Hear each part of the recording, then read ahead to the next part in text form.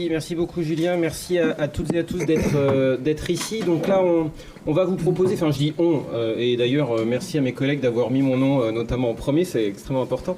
Ils vont vous proposer un symposium autour de la théorie des représentations sociales. Moi, je suis juste là pour le temps que tout se mette en place, hein, mais après, moi, je m'assois, je poserai juste des questions. J'ai prévu ma liste de questions. C'est vrai que pendant très longtemps, auprès de mes collègues ici présents et amis, je leur ai souvent dit, mais moi, je ne travaille pas sur les représentations sociales. Ils me l'ont souvent reproché. Alors, en fait, je travaille quand même un peu sur les représentations sociales, mais vous voyez, leur reproche a conduit à mon exclusion du groupe. Je suis dans le hors-groupe, là, on voit bien. Je ne suis même pas assis à la table. Donc je plaisante un petit peu. Alors on va avoir quatre interventions de spécialistes des représentations sociales ici présents.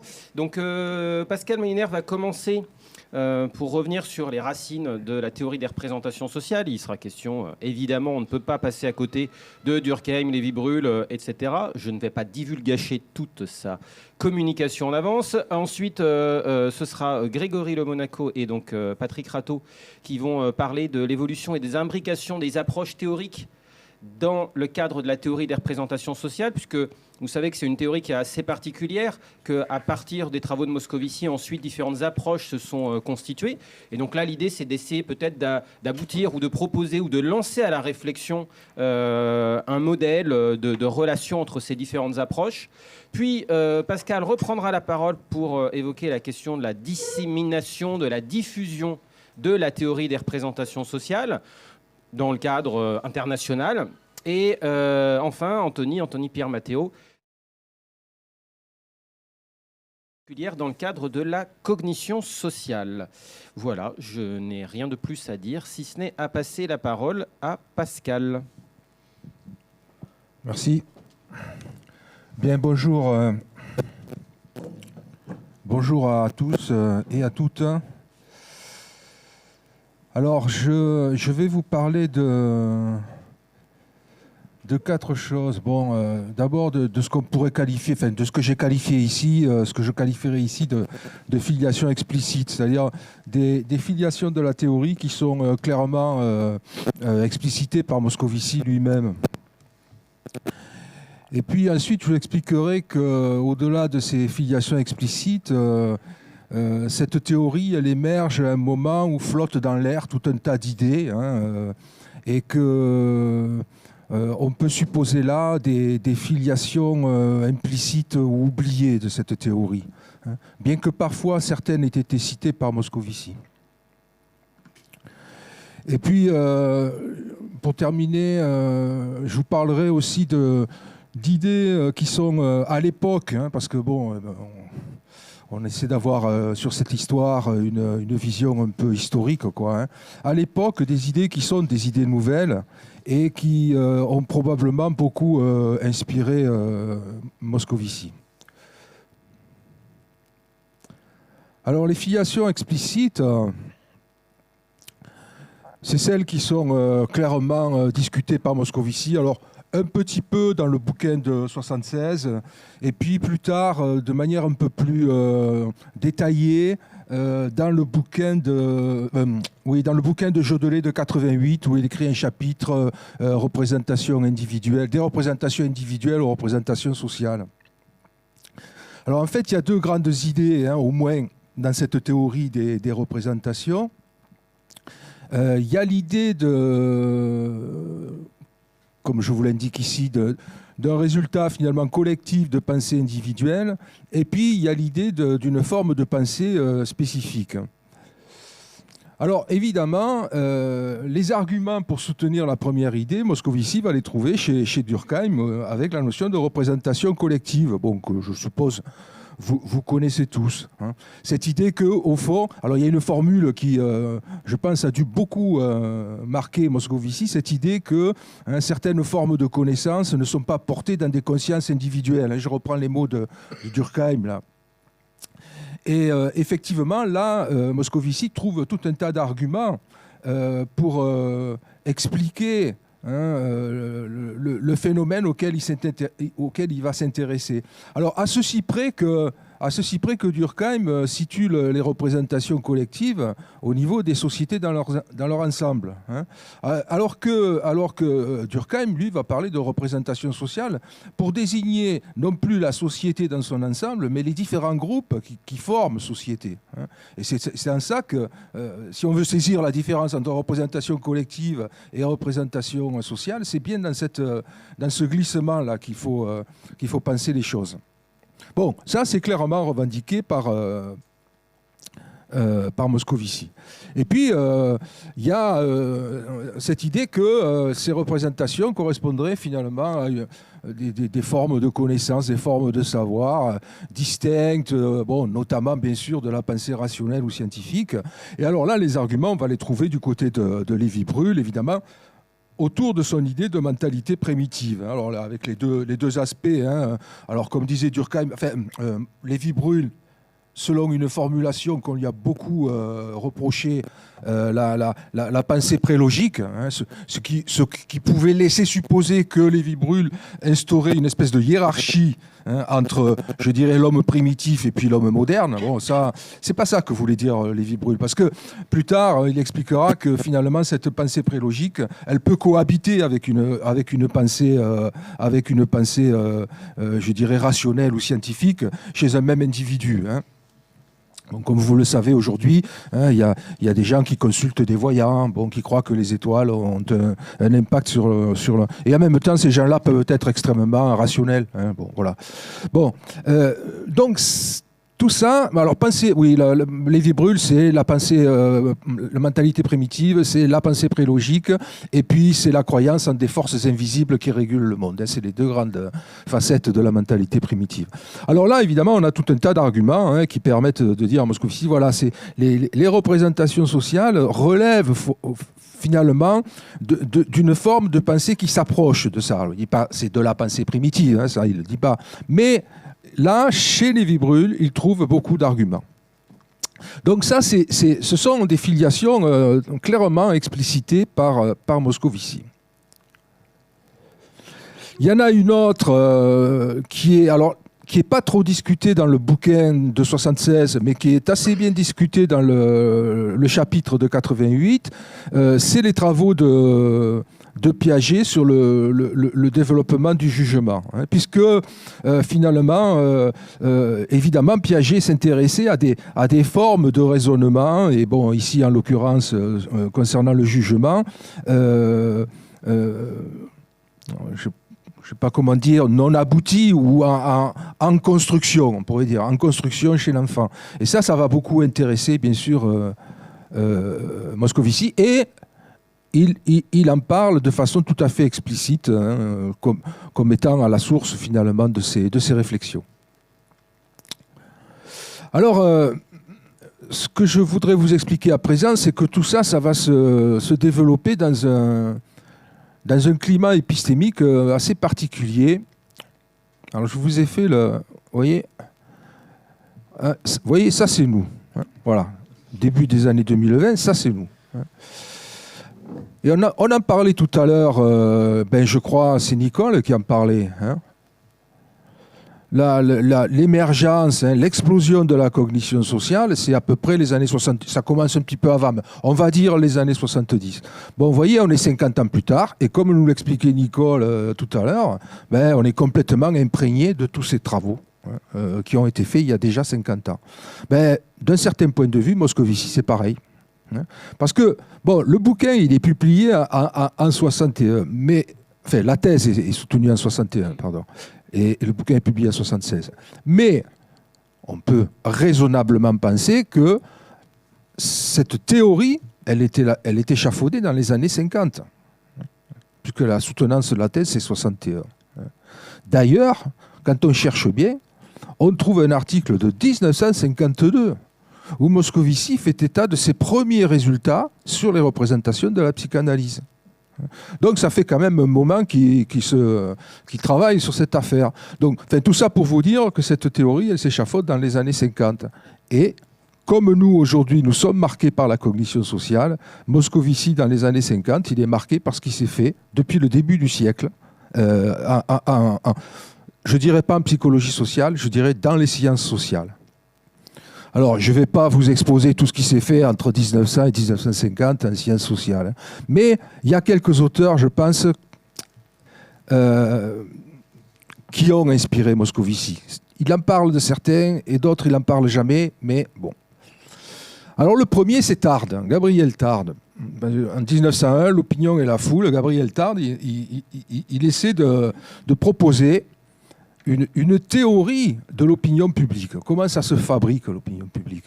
Et alors, ce qui est très intéressant dans le travail de Tarde, c'est que, enfin, à mon sens, c'est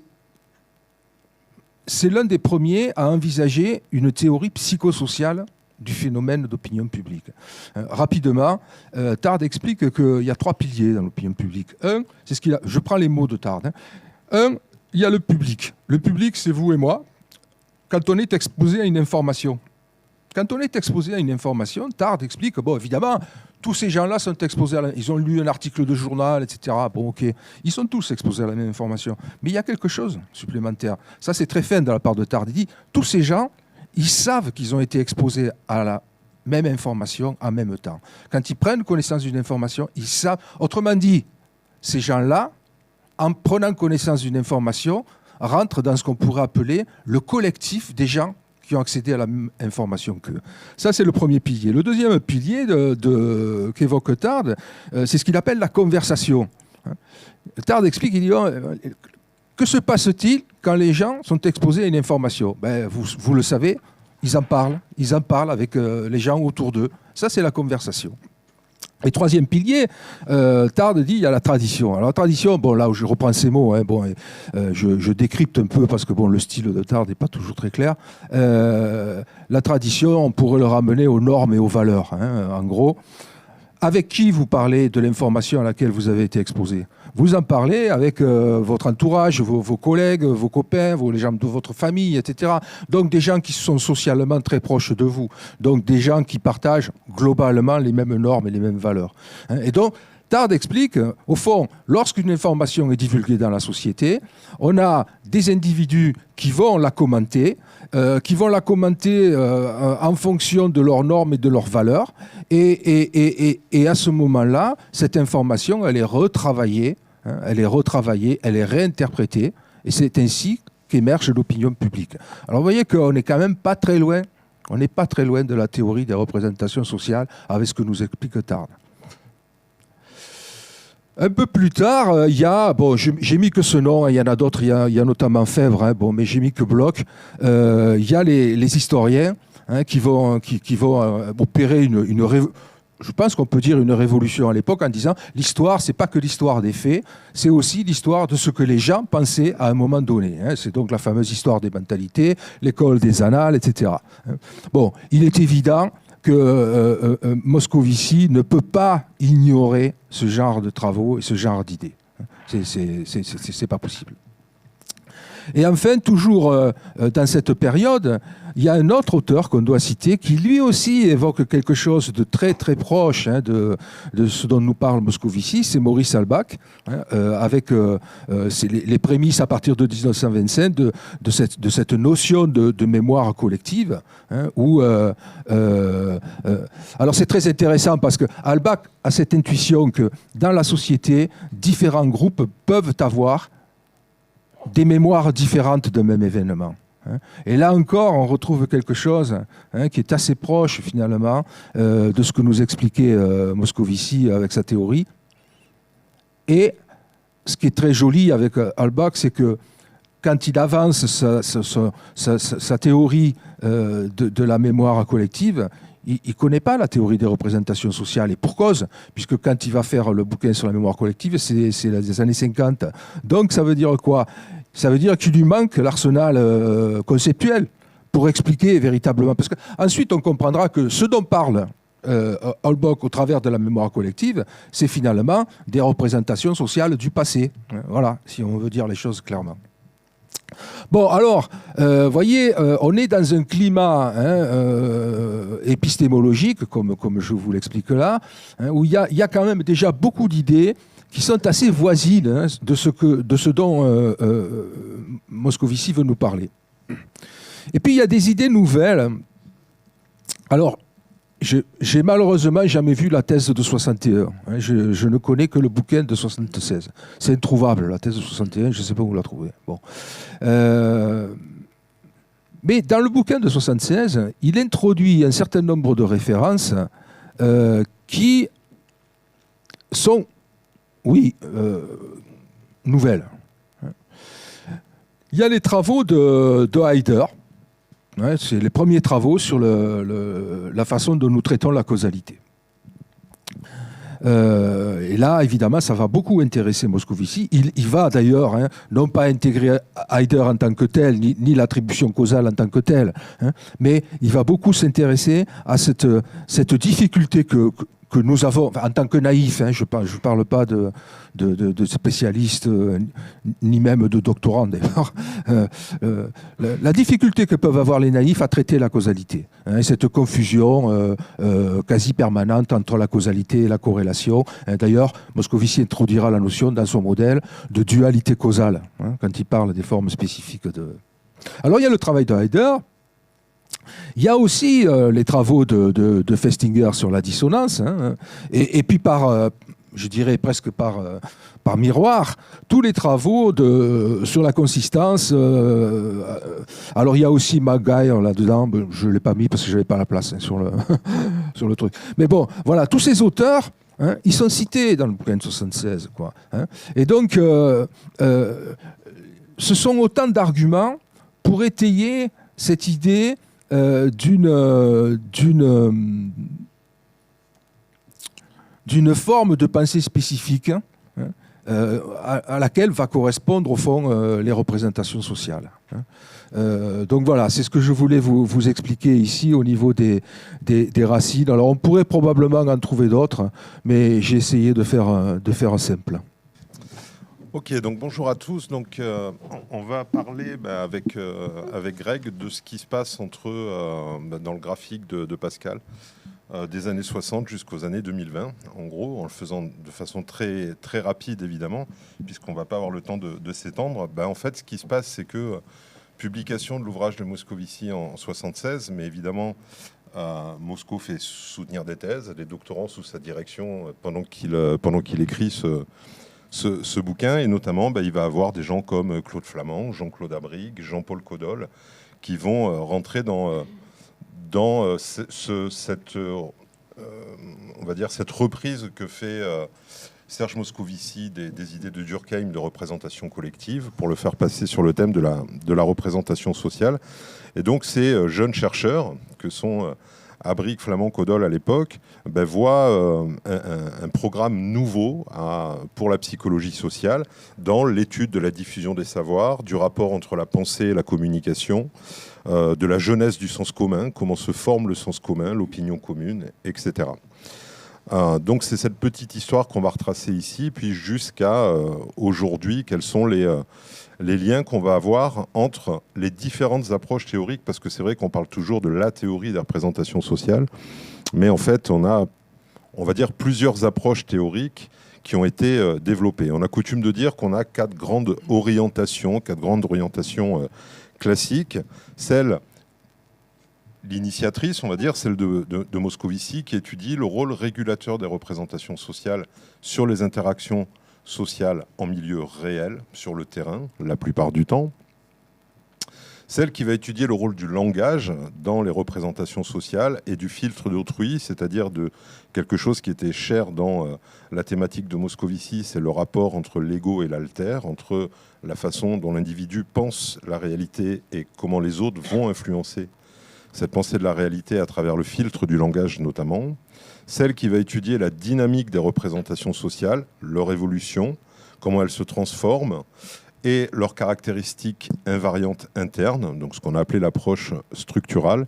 Et puis enfin, celle qui va étudier l'incidence des rapports sociaux, des rapports entre les groupes et de l'organisation sociale, des hiérarchies sociales et des rapports entretenus par les différents groupes sociaux dans l'élaboration des représentations sociales et dans le maintien de ces hiérarchies et de ces rapports sociaux.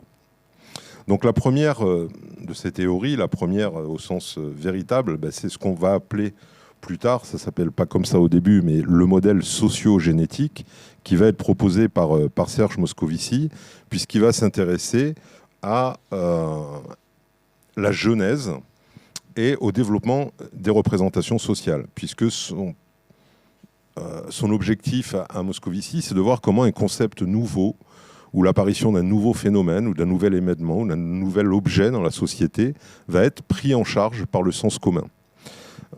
C'est le cas, par exemple, avec l'apparition du coronavirus. Comment ce nouvel objet, qu'on ne connaissait pas avant, on va le prendre en charge lorsque on va en discuter avec ses proches, avec ses amis, avec ses groupes d'influence, chez son coiffeur, au gré des communications que l'on va prendre dans les journaux, sur Internet, etc. etc. L'idée de Moscovici, c'est de dire que le caractère nouveau d'un objet ou d'un phénomène implique que l'information au sujet de ce phénomène est limitée, forcément, puisqu'il s'agit d'un objet nouveau. Elle est incomplète, elle est très dispersée. Certains groupes sociaux vont avoir des informations très approfondies sur cet objet nouveau, d'autres vont en avoir moins. C'est ce qu'il va appeler le phénomène de dispersion de l'information. Donc à chaque fois qu'un phénomène nouveau, on a ce phénomène de dispersion de l'information qui fait que l'information, elle est à la fois énorme, pléthorique et en même temps limitée. Et puis certains groupes sociaux vont avoir accès à de l'information et d'autres vont l'avoir plus difficilement. Et puis cet objet, puisqu'il est nouveau, très souvent, il va susciter de l'inquiétude, de l'étonnement, ou bien il va bouleverser le cours habituel des choses. Et l'exemple du coronavirus, encore une fois, nous le montre bien.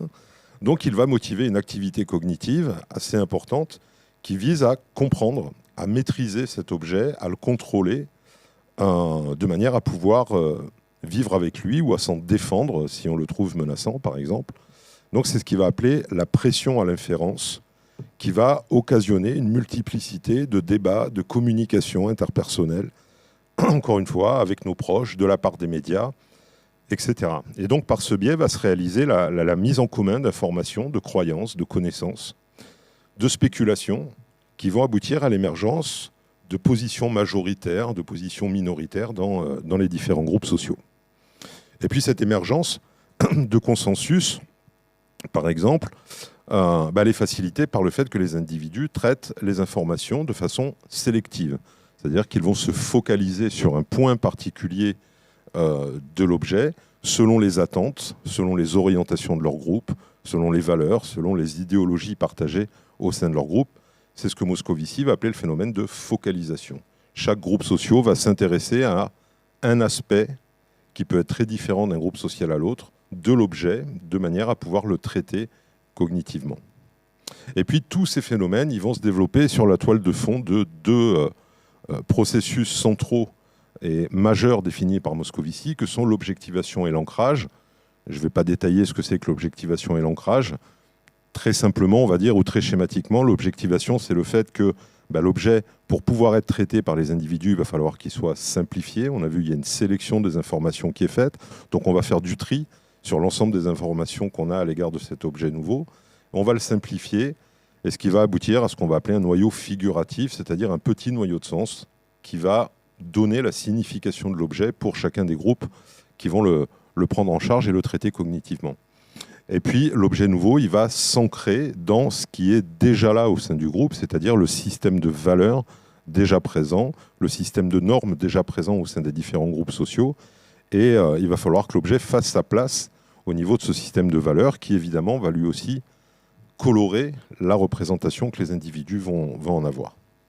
Donc c'est sur cette base théorique générale, on va dire, que du processus de genèse des représentations sociales, que va se développer un grand courant d'études qui va être notamment initié par les travaux de Denise Jodelet, qui s'attache à l'étude, on va dire, descriptive des représentations sociales en tant que système de signification. Et donc on va chercher à comprendre le sens que les individus donnent à l'objet, la signification qu'ils lui donnent en fonction de leurs appartenances sociales.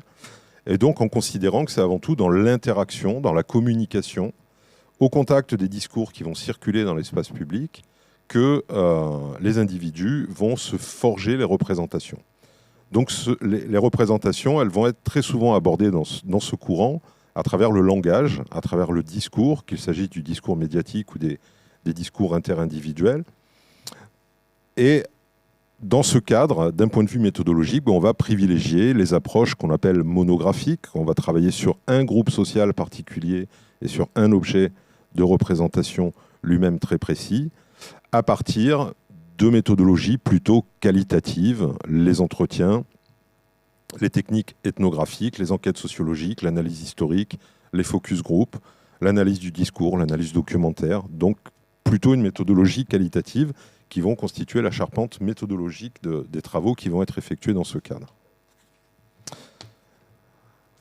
Une deuxième orientation qui va être développée de façon plus récente et qui va rester sur ce thème du discours et du langage va être développée par Ivana Markova dans une perspective qui va être initiée par un philosophe et un théoricien de la littérature qui s'appelle Mikhail Bakhtin, qui va fonder la notion de dialogisme. L'idée que défend Bakhtin en littérature, c'est que le dialogisme, c'est l'interaction qui va se constituer entre le discours du narrateur principal, celui qui raconte l'histoire au sein d'un roman, et les discours des autres personnages, ou entre deux discours internes d'un personnage. Et donc, par prolongement, la perspective dialogique que va défendre Markova, elle constitue une façon particulière de considérer le discours. Chaque discours va être conçu comme s'inscrivant dans un ensemble d'autres discours actuels, passés, virtuels ou anticipés par l'individu. Et donc, de fait, le discours d'autrui, que cet autrui soit présent, soit absent, soit virtuel, soit passé ou soit anticipé, va constituer le matériau à partir duquel chacun parle, émet une opinion, produit un discours, élabore un récit, etc. Donc l'approche dialogique des représentations sociales va développer l'idée qu'en plus des représentations que les individus partagent concernant un objet donné, ces individus ils disposent d'un répertoire de connaissances, de croyances et d'opinions propres aux autres groupes concernant ce même objet. C'est-à-dire qu'ils savent ce que les autres groupes, ils savent plus ou moins ce que les autres groupes pensent de cet objet. Et donc la connaissance de sa propre perspective et de celle prêtée à autrui va conditionner le rapport entretenu avec l'objet et donc le contenu même des représentations. Et donc forcément, elle va prôner l'idée d'une interdépendance entre ce qu'on va appeler l'ego et l'alter, la façon dont les représentations vont être construites dans les groupes et dont les représentations anticipées des autres groupes vont en même temps influencer celles-ci et que ça va être inscrit dans le langage et les communications. Et donc là, évidemment, les méthodes privilégiées dans cette orientation, ça va être toutes les méthodes d'analyse du discours, souvent recueillies sous la forme de focus group, c'est-à-dire d'entretien collectif, de manière à prendre en compte ce dialogisme entre l'alter et l'ego. Troisième grande approche, qu'on a souvent appelé le modèle aixois des représentations sociales, puisqu'il va être développé à Aix-en-Provence par Jean-Claude Abric et Claude Flamand notamment. Il va s'appuyer à la fois sur le processus d'objectivation de Moscovici et sur les travaux de Solomon Asch sur la formation d'impression. Vous vous rappelez de ces travaux avec le célèbre chaleureux froid qui vont jouer dans la formation d'impression le rôle de noyau central, en quelque sorte. C'est le thème que va reprendre Abric pour déterminer l'impression globale des individus dont on se forme une impression. Donc cette approche structurale, elle a contribué très largement à clarifier la logique socio-cognitive qui soutient l'organisation des représentations sociales, avec l'idée qu'au sein de la représentation sociale, certains éléments vont avoir des fonctions particulières, une fonction particulière et un rôle particulier, ce que Jean-Claude Abric va appeler le noyau central de la représentation, c'est-à-dire un petit nombre d'éléments qui vont prendre en charge à la fois le sens, la signification générale de la représentation, et puis une fonction organisatrice, puisque ça va être autour de ce noyau qu'on va voir d'autres éléments graviter autour de lui, qui vont être sous la dépendance du noyau central, mais qui vont avoir des principes complémentaires. Donc le noyau central, pour Jean-Claude Abric, c'est un petit nombre d'éléments au sein de la représentation, un petit nombre de cognitions, on va mettre derrière opinion, savoir, connaissance, etc., qui vont à la fois générer le sens et qui vont organiser la représentation. Et puis autour d'eux gravite le système périphérique. Donc il propose une organisation de la représentation qui s'articule autour de deux composantes qui ont des statuts différents mais complémentaires. Un noyau central plutôt abstrait, lié à l'histoire du groupe, lié à ses valeurs, lié à ses normes, qui est très stable dans le temps, puisque c'est sur lui que repose le sens profond, la signification que les individus vont accorder à l'objet, et qui est assez consensuel au sein du groupe. Et puis inversement, un système périphérique qui est plus rattaché au concret, aux pratiques sociales des individus, à leur expérience concrète de l'objet, plus mouvant, c'est-à-dire que très souvent, c'est par le système périphérique que la représentation va s'adapter aux évolutions de la société, aux évolutions historiques, aux nouveaux événements, et plus hétérogène, c'est-à-dire qu'il peut faire l'objet de différentes formes d'appréciation, le système périphérique, où il va contenir des éléments à l'intérieur desquels on va avoir des individualisations. Certains individus ne vont pas être d'accord avec d'autres membres de leur groupe sur certaines prises de position à l'égard de l'objet au niveau du système périphérique, mais ce qui ne remet pas en cause le système central qui, lui, est stable et consensuel. Et dans ce cadre, il y a eu de l'originalité, on va dire, puisque c'est dans ce cadre, dans cette approche théorique, qu'on va construire surtout des méthodes propres au diagnostic structural, puisque avec l'apparition de la théorie du noyau central, ce qui devenait important, c'était de disposer de méthodes qui permettaient d'aller chercher, justement, spécifier ce qui était central et ce qui était périphérique au sein des représentations. Et puis enfin, dernière approche, celle qu'on va aussi appeler géographiquement la méthode genevoise des représentations sociales, puisqu'elle va être développée notamment par Willem Doise à l'université de Genève. Et Doise, lui, va plutôt s'intéresser au processus d'ancrage défini par Moscovici, et il va proposer un modèle théorique qui vise à concilier les représentations sociales et leur insertion dans les rapports sociaux et dans les contextes sociaux des différents groupes. Pour lui, les représentations sociales ne peuvent s'envisager que dans ce qu'il appelle une dynamique sociale qui va placer les acteurs sociaux en situation d'interaction. Les groupes interagissent entre eux, qu'il s'agisse d'interactions amicales ou d'interactions conflictuelles. Et cette dynamique sociale, lorsqu'elle va s'élaborer autour d'un certain nombre de questions importantes, par le biais des rapports de communication, elle va susciter des prises de position spécifiques. Certains vont penser qu'il est très utile d'aller se faire vacciner, d'autres pas du tout. Donc ça crée des prises de position spécifiques qui va être très souvent liées, va dire Doise, aux insertions sociales des individus.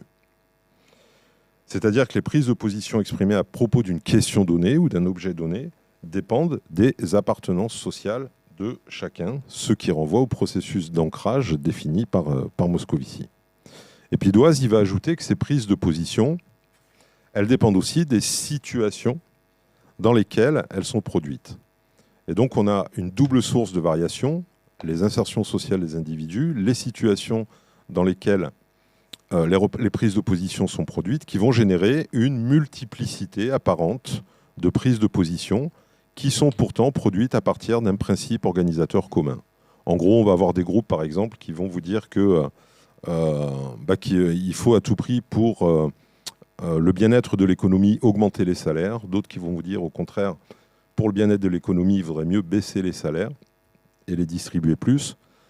Et ce que va dire Doise, c'est que ce sont des prises de position différentes, mais qui sont organisées par un même principe organisateur, qui va être la question du salaire dans l'objet travail.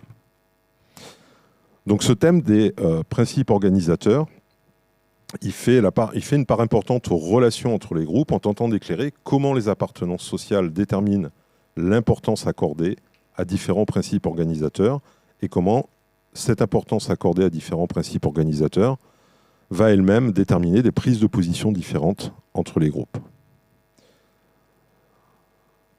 Donc il y a une étude que propose Doise dans ce modèle sociodynamique d'étudier l'homologie entre les positions sociales des individus, leur position dans les hiérarchies de la société et leur prise de position, de manière à faire émerger ce qui organise les représentations sociales. Et là, d'un point de vue méthodologique, on va plutôt s'appuyer sur la grande famille des méthodes factorielles et multivariées. Alors ces 4 orientations théoriques, elles ont constitué et elles constituent toujours les bases sur lesquelles vont se développer à partir des années 90, puisque ces théories, elles émergent en gros des années 70 aux années 80. À partir des années 90, on va voir se multiplier une multitude de travaux qui vont permettre d'élargir la compréhension des mécanismes socio-représentationnels, son architecture interne du noyau, l'idée de zone muette des représentations sociales, qui va être développée par Guy Mély. Et puis, ça va permettre aussi de constituer des avancées méthodologiques, notamment d'un point de vue structural, avec, comme je l'ai dit, pas mal de méthodes qui vont être développées pour aller étudier la représentation dans son organisation et dans sa structure en termes d'éléments centraux et de périphériques. Et puis des avancées aussi qui vont chercher à articuler la question de ces différentes approches théoriques qui ont été développées ici. Et donc c'est ce point que Grégory va spécifiquement aborder désormais. Merci Patrick, merci à tout le monde d'être là. Alors effectivement, pour une petite anecdote, on était en été 2015 à Dieu-le-Fit, où on faisait un séminaire interrégional estival, on a fêté d'ailleurs les 10 ans cette année. Et on écrivait l'introduction du bouquin sur les représentations chez Debook. Et on se concertait avec Sylvain et Patrick et on se disait, ce livre, on l'a voulu comme représentant les différentes approches dans une logique, et c'est Sylvain qui avait donné l'idée, une logique de complémentarité et de confrontation. Et il faut bien le dire, ce bouquin n'aborde pas la confrontation. Et on a un petit peu échoué à ce niveau-là. Et force est d'accepter que aujourd'hui, il y a peu de textes, ou ici ou là, mais en tout cas, il n'y a pas vraiment de textes rassemblés sur l'imbrication et l'articulation des approches entre elles. Donc c'était un petit peu un challenge pour nous aujourd'hui que d'aborder ça. Et ça nous a donné l'idée d'essayer d'aller plus en avant. Et on a finalement rédigé un article, en fait, avec Patrick, autour de ça. Donc on ne pourra pas effectivement faire tout l'article aujourd'hui, mais on compte bien essayer de le publier. Alors, travailler sur l'imbrication, l'articulation des approches, des modèles qui ont été développés, parce qu'il y a plusieurs termes dans le cadre de la théorie des représentations sociales. C'est évidemment pas chose aisée, c'est très complexe. L'articulation, elle suppose, par analogie donc, avec les niveaux d'explication en psychologie sociale, surtout de ne pas céder à la facilité qui consiste en une forme de juxtaposition des modèles, mais de bien considérer les influences réciproques et les règles de complémentarité, les logiques de confrontation que tout cela sous-tend. Alors c'est dans cette perspective que je vais aborder cette question et pour l'occasion, donc on y a un petit peu réfléchi parce que c'est vrai que quand on se pose devant ce problème-là, d'emblée on se dit oui c'est facile en réalité, mais quand on se pose dessus on se dit c'est pas si facile que ça. Et donc on a identifié au moins 3 grands principes de réflexion pour tenter justement de penser ces logiques d'imbrication. D'abord, le premier, la logique temporelle du déroulement de la recherche, c'est-à-dire des différentes étapes. Recueil d'un contenu, examen de la structure, les régulations sociales, etc. Mais ça, c'est pas très satisfaisant. On va le voir, cette approche linéaire, elle n'est pas très satisfaisante parce qu'il faut qu'il y ait aussi des feedbacks. Il faut qu'il y ait... voilà. Et puis, il y a un autre principe, c'est finalement les productions conceptuelles. Parce que ces approches, elles ont été articulées entre elles, mais par la production de nouveaux concepts. Ça ne s'est pas fait comme ça. Et également par des productions méthodologiques, Patrick l'évoquait, qui permettent donc au rouage, en quelque sorte, de s'enclencher. Vous savez que, par analogie avec une horloge, de rouage, en général, il faut toujours un petit rouage au milieu pour leur permettre de tourner ensemble. Voilà, c'est un petit peu ça qu'on a essayé de travailler. Voilà, mais ils sont là. Voilà. Alors, le modèle sociogénétique, on l'a vu, il propose une description de la genèse et du développement des représentations. Et selon cette perspective, on sait que les idées, les croyances, les théories naïves sont recueillies, analysées, interprétées au regard d'une situation toujours particulière pour un groupe donné, dans une situation donnée, dans un contexte donné. Enfin, ce sont toujours les mêmes fins de phrases que l'on observe dans les textes, hein, pour un groupe donné, dans un contexte donné. Bon. Et selon l'approche dialogique, comme le disait Patrick, les gens disposeraient d'un répertoire de connaissances, de croyances, d'opinions qui seraient propres aux autres groupes sur ce même objet. Donc la connaissance de sa propre perspective et de celle prêtée à un autrui particulier va donc conditionner le rapport entretenu avec celui-ci. Je rappelle que pour Moscovici, la nature de l'objet n'intéressait pas. Ce que nous dit Moscovici en 86, c'est le rapport que l'on a à lui qui nous intéresse. Bon. Alors, les rapports interpersonnels sont donc très dépendants de la manière dont les idées des autres sont anticipées et socialement élaborées. Et là, ça devient complexe. Parce qu'une approche à elle seule ne peut pas traiter ça. Alors même si ces temps de recherche sont très informatifs, en couplant le modèle sociogénétique, le modèle dialogique, concernant donc la manière dont les objets sont investis, comment ils sont pensés dans et par le social, en tout cas, ils nous disent peu de choses de la valeur, de la pondération, donc appliquée à ces différentes idées. Et c'est ainsi que les cognitions, les idées, les croyances, repérées et interprétées dans ce premier temps, et sollicitant donc ces modèles sociogénétiques, dialogiques, avec les méthodologies en termes de pluriméthodologie, etc., que ça peut impliquer, peuvent ensuite être soumises à l'examen de l'approche structurale qui va être davantage centrée sur l'étude de l'organisation interne des contenus préalablement identifiés. Donc là, on voit donc un enclenchement qui peut se faire en termes de complémentarité. On ne parle pas de confrontation, mais de complémentarité.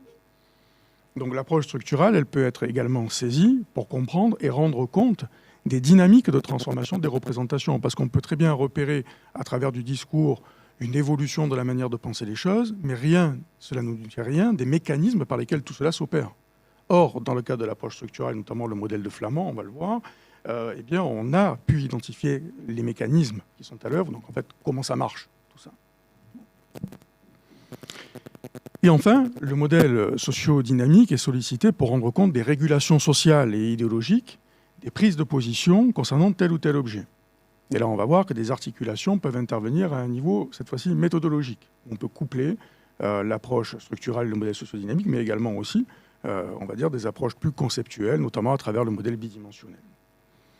Alors, il apparaît évident que cette lecture linéaire, elle ne peut pas satisfaire l'appréhension de la complexité inhérente à une telle entreprise.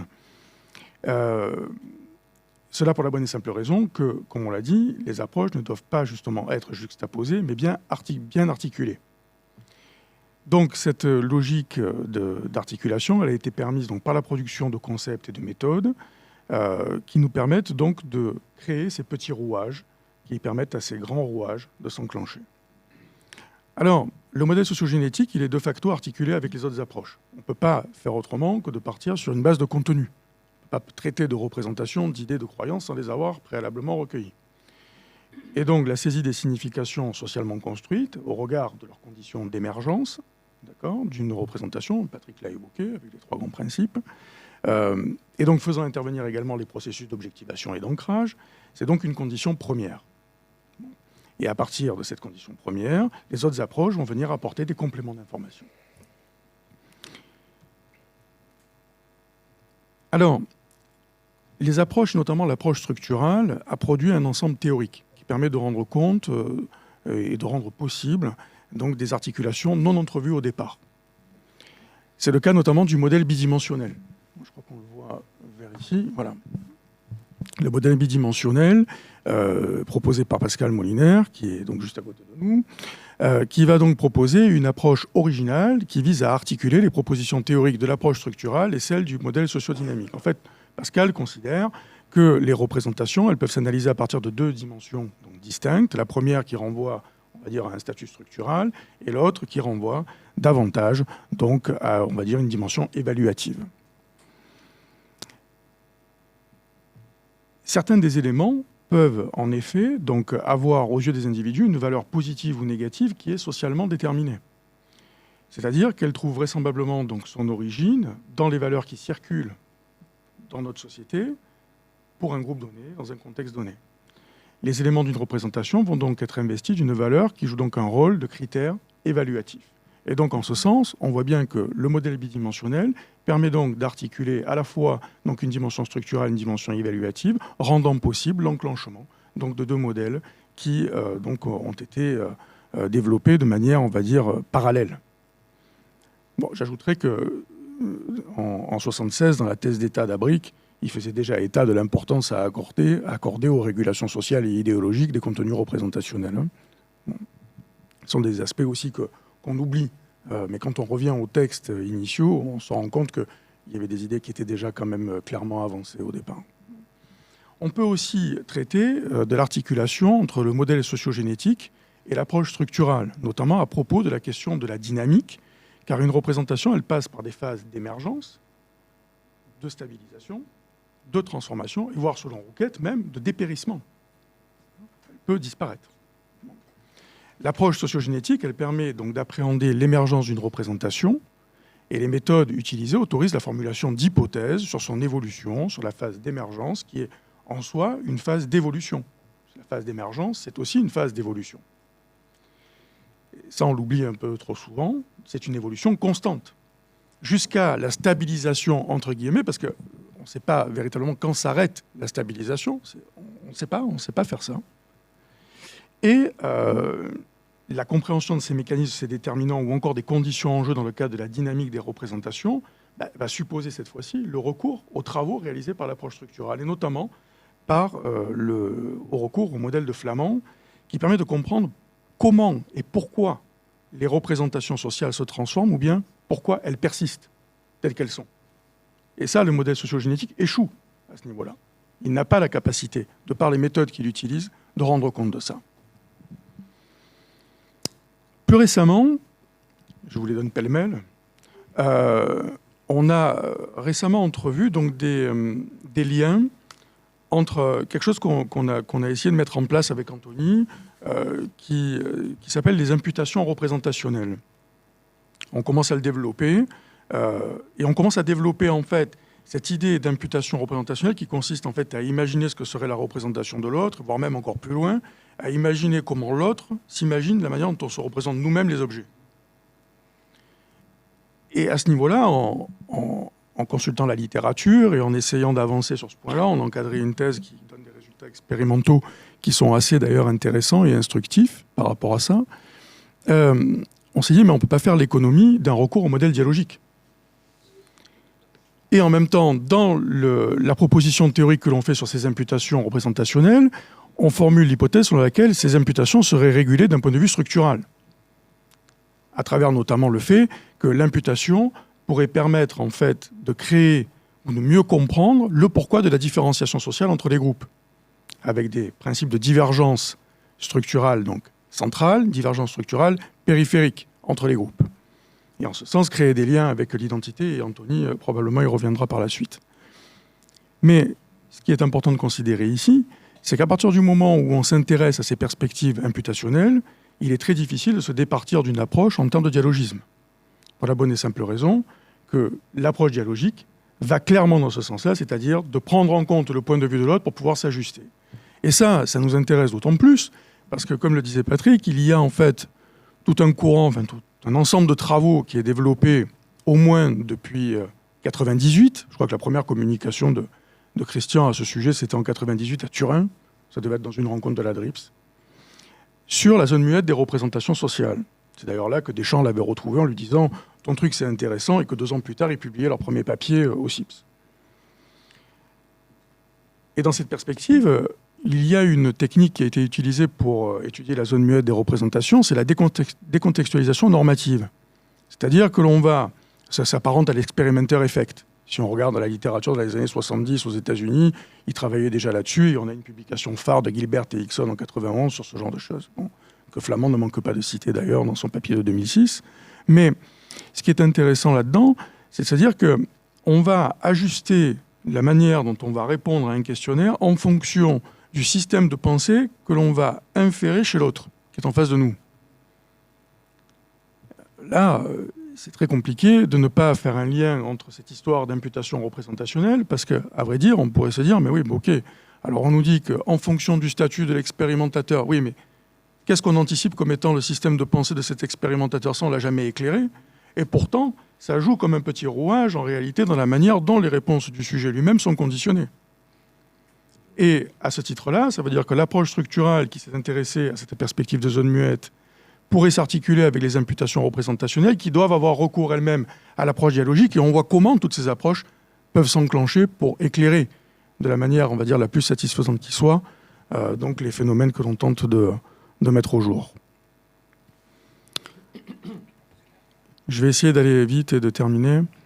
En finissant sur les imbrications méthodologiques, l'imbrication des modèles, elle peut également passer par l'utilisation de méthodologies, qu'il s'agisse de méthodes de recueil de données ou encore de méthodes d'analyse. Donc, dans cette perspective, on note que le modèle dialogique plaide pour une utilisation des focus group. Et ça va de soi. Bon. Un cadre donc méthodologique qui est apte, en réalité, à rendre compte des dynamiques interactionnelles à travers des logiques conversationnelles que cela implique. C'est ainsi que le modèle sociogénétique, qui opte d'ailleurs le plus souvent pour une approche en termes de polymorphisme méthodologique, et on va dire depuis quand même un petit moment, s'imbrique avec le modèle dialogique en intégrant dans le cadre de ces dispositifs de recherche le focus group et le référentiel théorique utile à l'analyse des données recueillies. Un autre exemple peut être donné concernant l'articulation entre le modèle structural et le modèle sociodynamique et renvoie au recours à l'analyse factorielle des correspondances pour le traitement des données issues du questionnaire qu'on appelle le Q-sort. Ce sont des techniques de tri qualitatif et qui a été largement utilisé dans le cadre de l'approche structurale et notamment pour la création d'un indice D de distance permettant donc de réaliser des analyses de similitude. Or, en fait, il s'agit ici en fait de dépasser l'opposition entre la structure interne des représentations et l'identification des ancrages sociaux en tentant, au moyen d'une voie méthodologique utilisée dans le cadre du modèle structural, de révéler au moyen de l'AFC, donc, les régulations sociales de ces configurations structurales. C'est-à-dire, finalement, qu'est-ce qui est central et périphérique pour chacun des groupes considérés à partir des ancrages sociaux qui auraient été identifiés. Alors, la liste, elle n'est évidemment pas exhaustive. Il y a des éléments, ces éléments-là montrent combien il peut être intéressant aujourd'hui de travailler ce maillage des modèles afin de servir au mieux la compréhension des objets, des situations, des événements auxquels les individus et les groupes sont confrontés, de faire évoluer la théorie, sans toutefois omettre également d'articuler cette théorie avec d'autres champs théoriques ou d'autres champs paradigmatiques. Et c'est le point que Anthony va développer à présent. Merci beaucoup.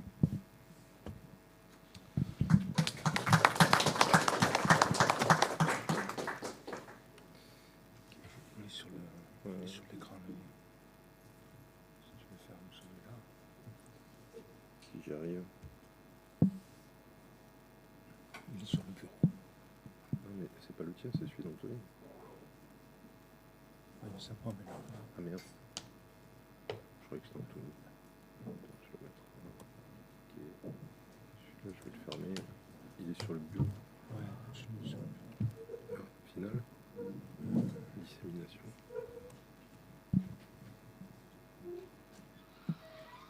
Bon, je vais vous faire rapidement un petit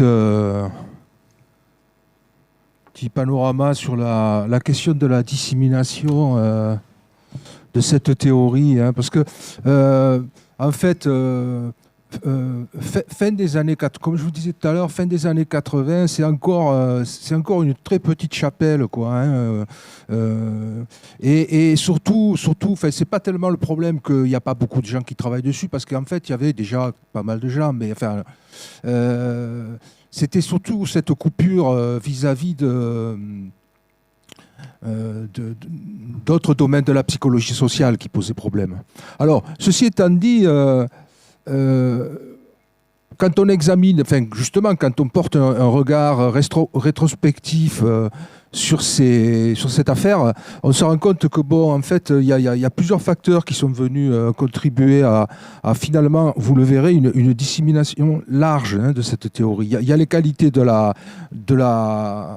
théorie en elle-même, il y a une action délibérée de Moscovici, il y a un certain nombre d'individus qui ont vraiment contribué aussi par leur action à la dissémination. Et puis je vous montrerai pour terminer un peu ce que ça a donné aujourd'hui.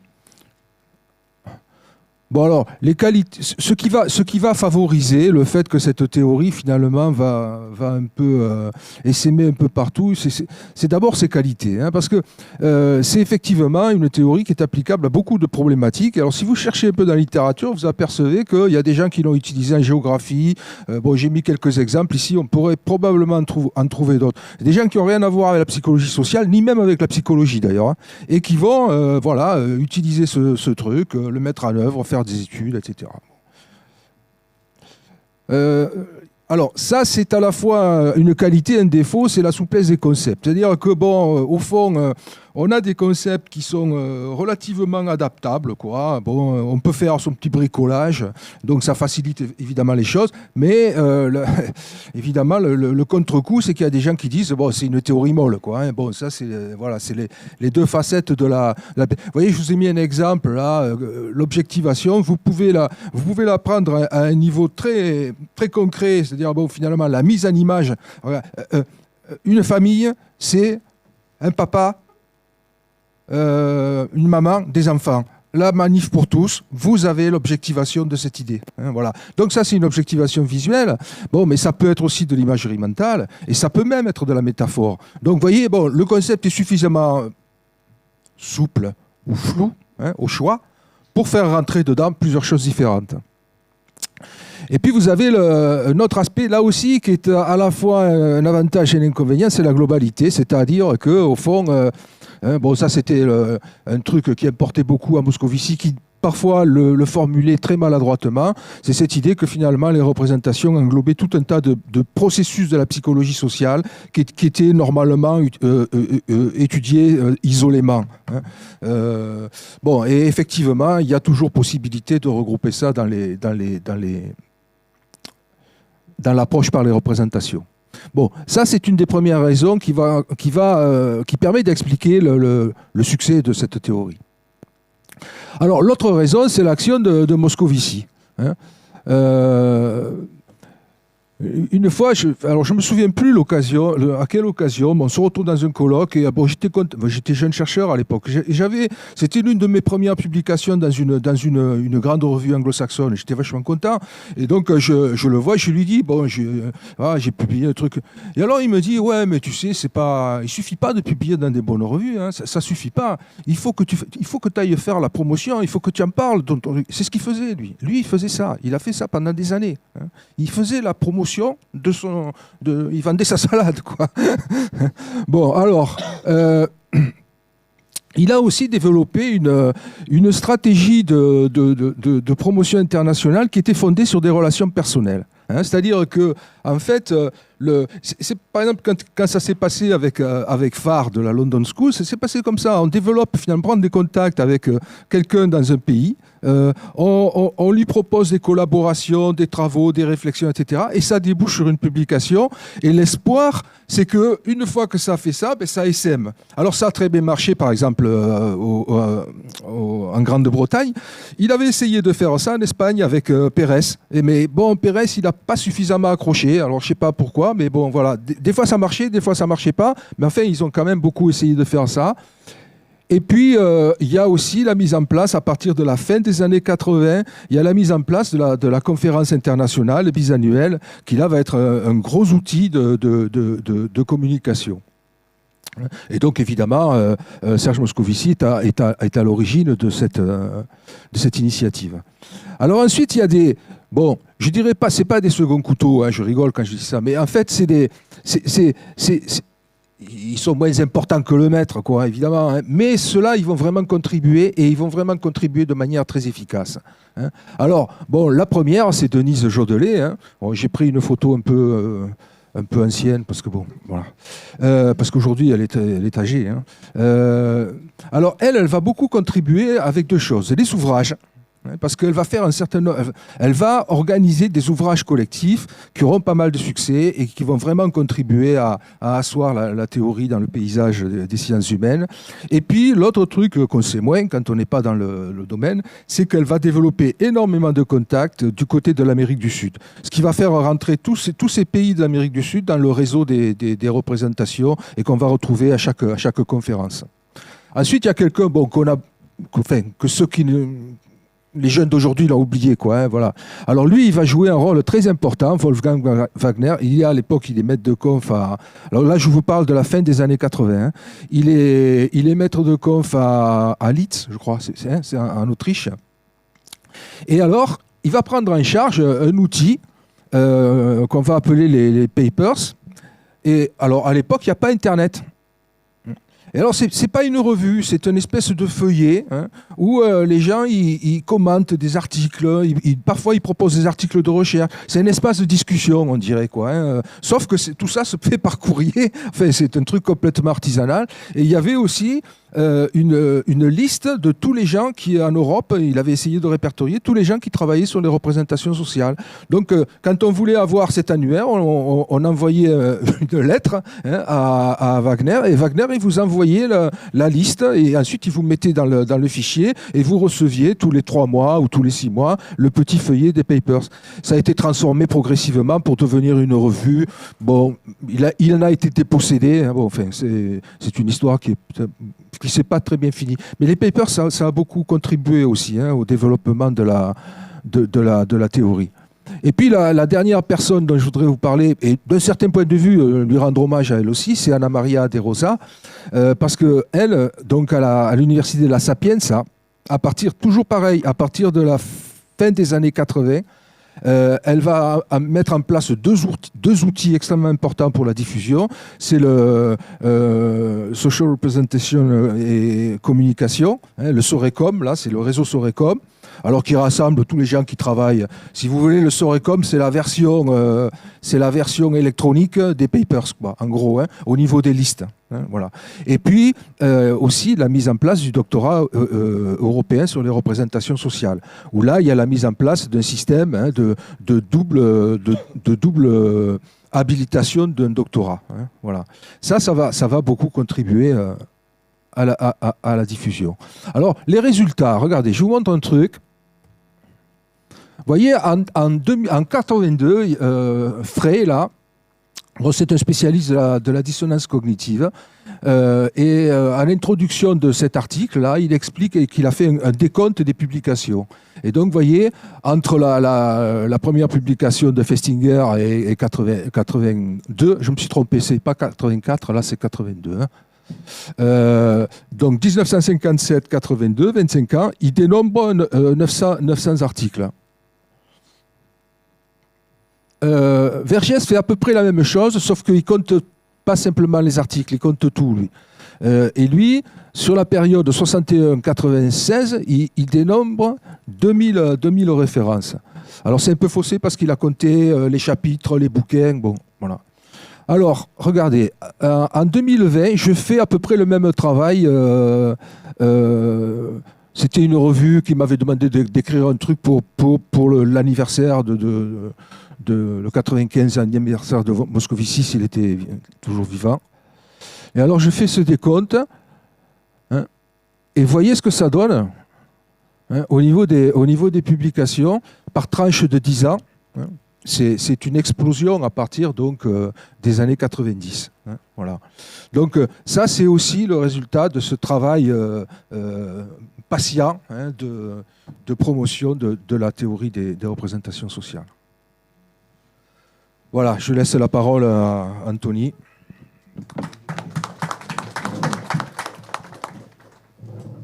Il nous reste assez peu de temps, donc je vais essayer d'aller assez vite et peut-être de passer sur certaines choses.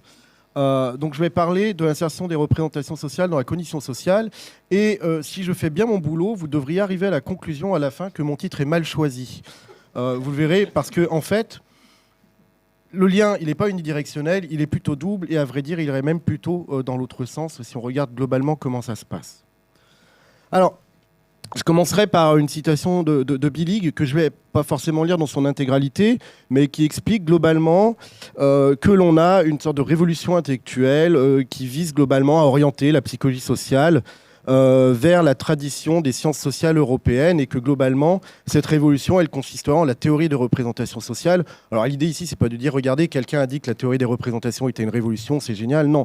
Ce qu'il faut retenir ici, c'est bien cette idée déjà de base que l'on a, a priori, une opposition, en tout cas une bipartition. On a une psychologie sociale européenne et on a une autre psychologie sociale en face, une psychologie sociale anglo-saxonne, nord-américaine, états-unienne. Je reprends ces termes-là à d'autres auteurs, je n'ai pas mis les références à chaque fois, mais on retrouve ces différentes appellations.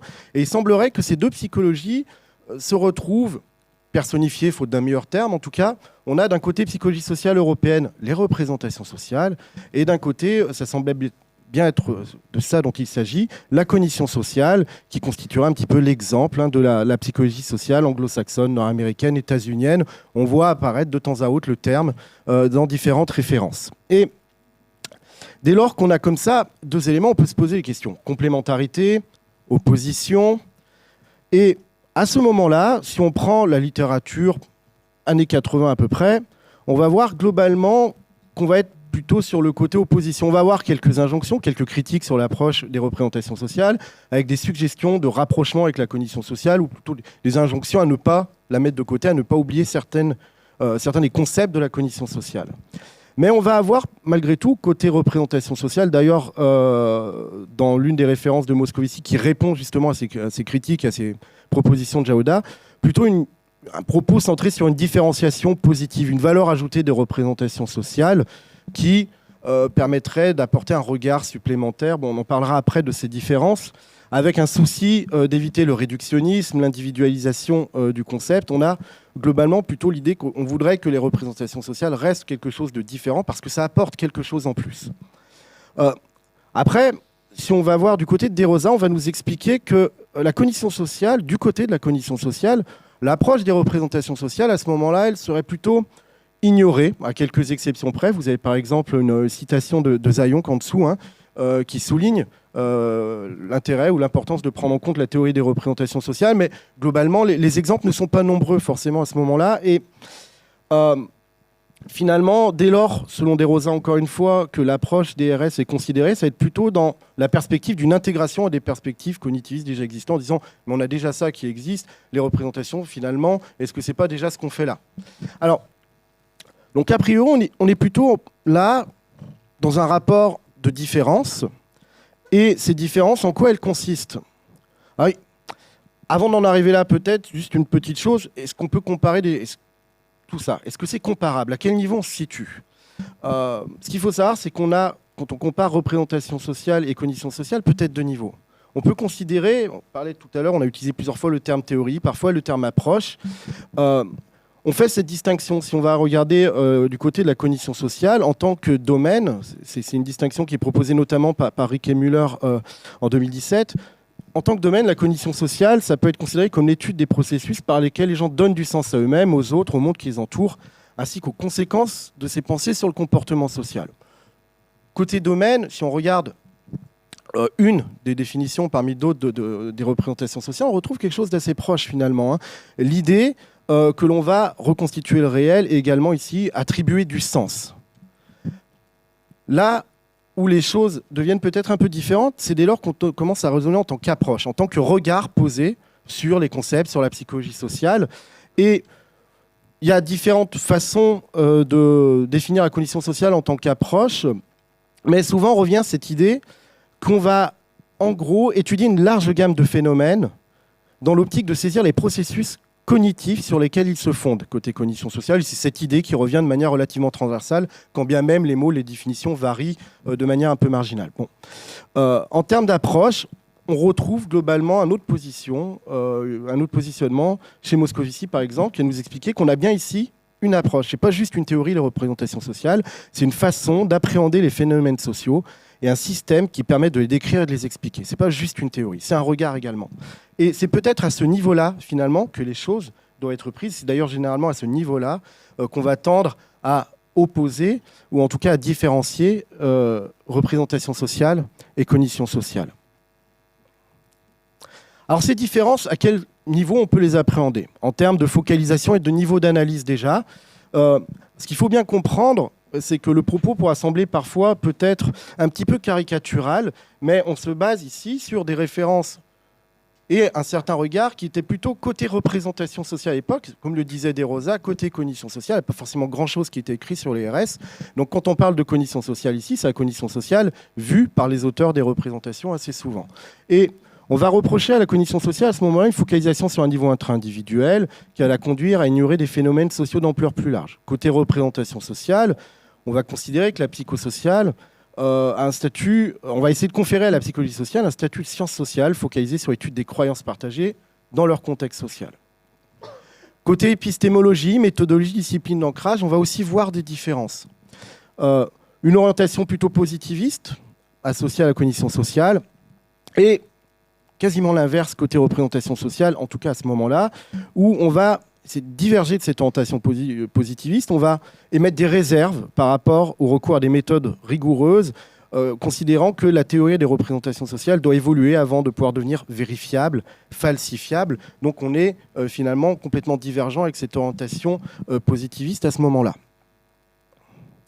Toujours dans cette question d'épistémologie, méthodologie et discipline d'ancrage, on va avoir côté cognition sociale les paradigmes et les méthodologies de la psychologie cognitive, et côté RS, on va plutôt prôner un retour vers la sociologie, l'anthropologie, une remise en cause des orientations de la cognition sociale, par exemple par une citation que Moscovici va faire de Landman et Manis, qui est ci-dessous, qui montre un peu ce rejet finalement de cette perspective-là.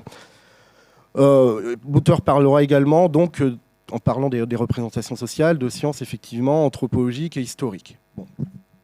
On a aussi une autre façon de concevoir le social.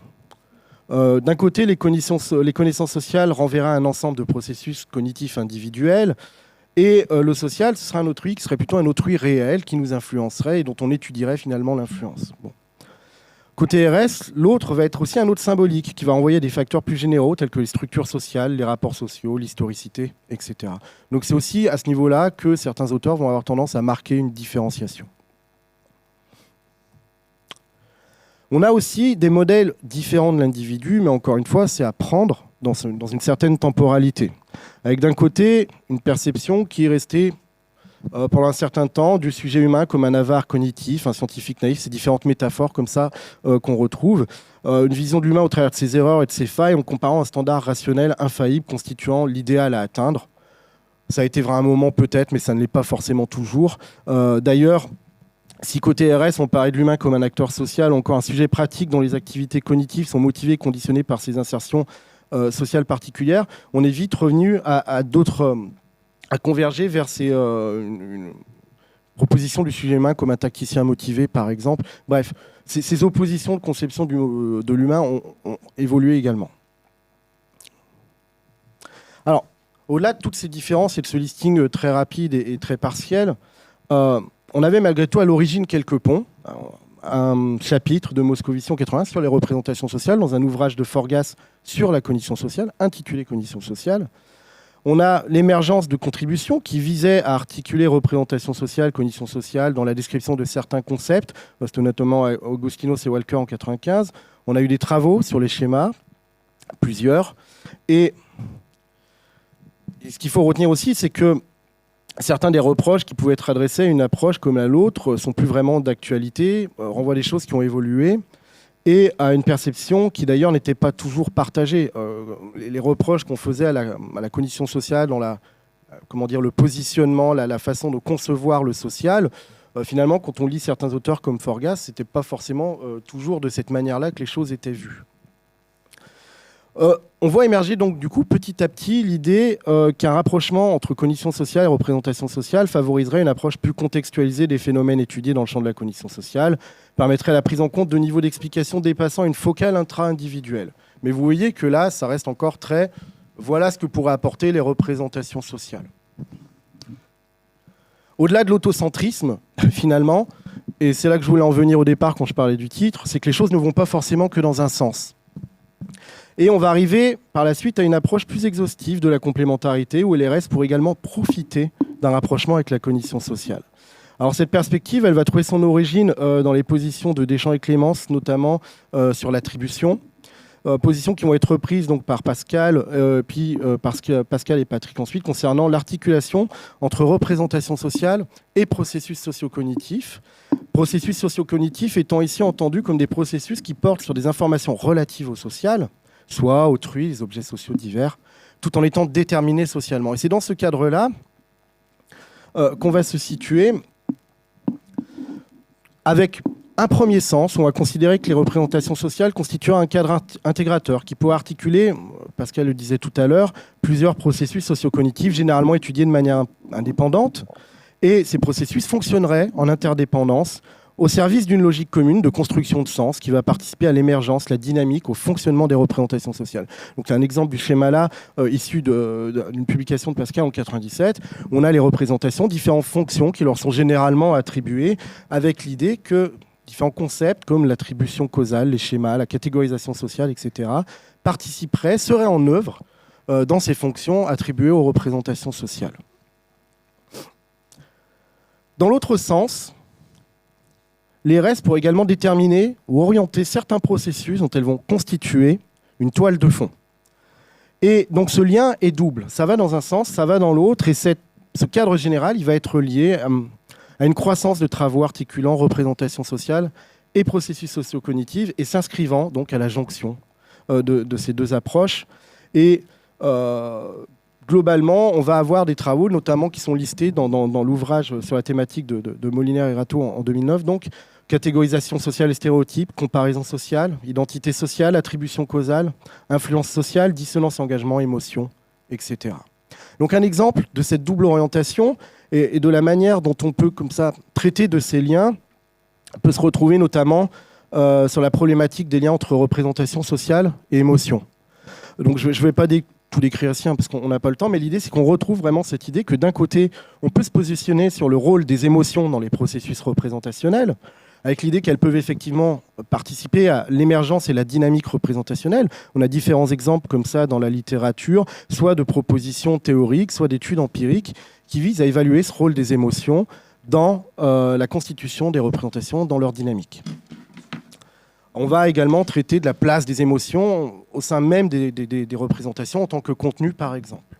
Mais on peut prendre l'autre trajet, l'autre perspective, avec l'idée qu'effectivement, les représentations sociales peuvent constituer une toile de fond des émotions, des processus émotionnels, participer à orienter l'émotion ressentie, par exemple, avec globalement des travaux qui vont traiter donc, du lien entre émotions et leur impact sur l'orientation des émotions ressenties, sur l'induction d'émotions, sur la régulation des émotions, ou d'autres travaux encore qui vont considérer que les émotions peuvent également être construites socialement et appréhendées finalement comme des représentations au travers des méthodologies généralement utilisées dans le cadre des représentations sociales. Donc, je ne développe pas trop, mais on a donc cet exemple-là ici qui montre que sur un concept comme celui des émotions, on peut gagner quelque part à être dans cette double voie d'articulation. On a un intérêt, pour finir, finalement, pour la théorie des représentations sociales, parce que ça permet de revenir sur certaines failles qui étaient reprochées à la théorie à l'époque aussi, de dire, mais il y a des processus, il y a des concepts qui existent déjà, qui ont déjà été développés, vous passez un peu outre, vous les citez rapidement, mais il faut donner aussi, essayer de montrer qu'ils sont bien en jeu, essayer de tester empiriquement leur rôle, et ce type de croisement favorise justement ce genre de validation et de test empirique de ces propositions théoriques qui sont restées longtemps comme ça, considérées, prises pour acquises, sans forcément avoir été testées. Il y a un intérêt malgré tout aussi pour préciser la compréhension de certains concepts de la cognition sociale. On le voit notamment souvent avec des manips qui vont travailler sur l'effet modérateur de la structure représentationnelle, donc ce qu'on appelle le SR Structure Effect dans le cadre d'une référence à un travail de Scandrani, Marzouki et collaborateurs.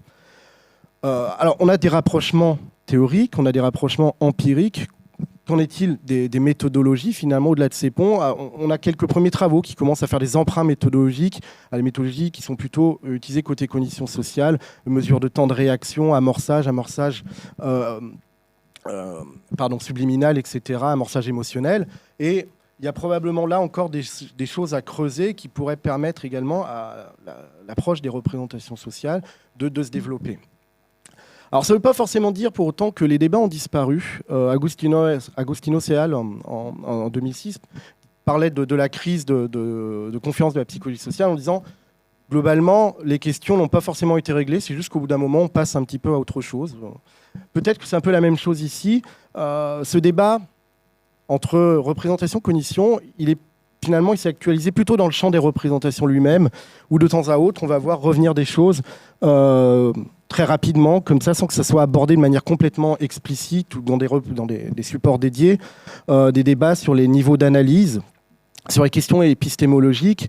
Et tout cela est peut-être probablement, puisque c'est aussi le sujet de ces 2 jours, l'héritage d'une histoire fondée à l'origine, comme on le montrait tout à l'heure, sur une ambition de différenciation. Dès lors qu'on commence à arriver sur ces croisements avec la cognition, sur ces paradigmes, on revient finalement à un niveau individuel.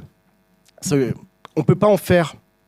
on ne peut pas l'ignorer dans les représentations sociales. Il y a forcément un niveau individuel. On ne peut pas considérer qu'il n'existe pas. Mais peut-être que la prochaine étape, dans ces liens maintenant, c'est de revenir sur ces ambitions premières, mais tout en restant non pas dans une logique de différenciation, mais dans une logique de complémentarité. C'est facile à dire. Maintenant, il faut le faire. Voilà. Merci beaucoup.